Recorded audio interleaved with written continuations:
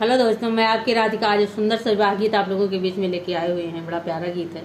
एक चुटकी सिंदूर की ताकत कितनी होती है, चुटकी भर सिंदूर पड़ते ही लड़की पराई हो जाती है।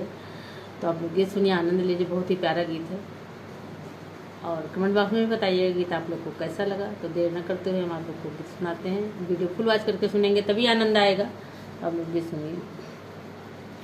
जौने दीना बियटी के भैले बियावा यार सिंदूरा पड़ल सिर मंगरे लालनावा यार सिंदूरा पड़ल सिर मंगरे लालनावा।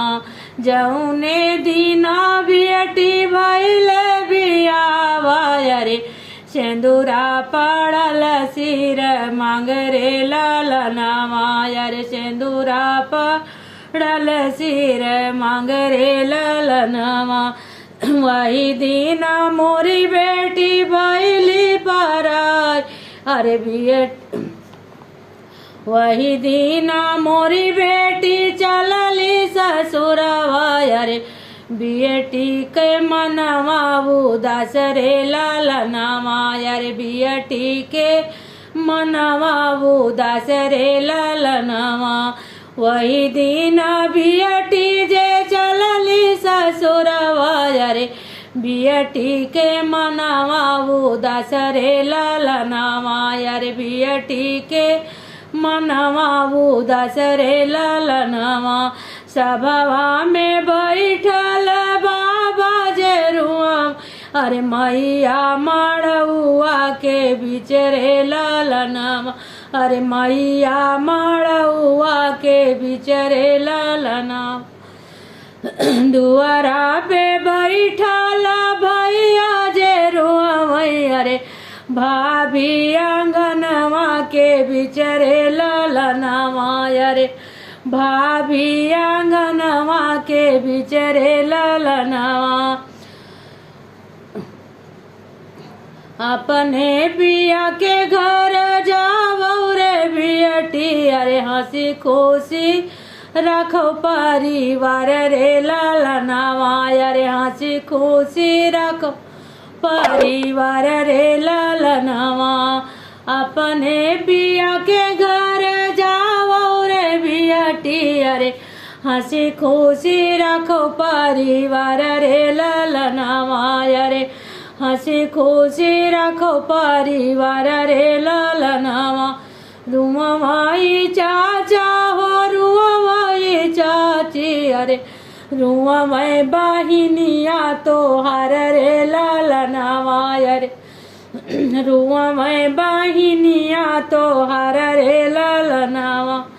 नहीं बोले सुगना हो नहीं बोले मोरवा अरे नहीं बोले मैना तो हर रे लालनावा अरे नहीं बोले मैना तो हर रे लालनावा। देखो एक बेटी विदा होती है तो घर परिवार तो दुखी हो ही जाता है।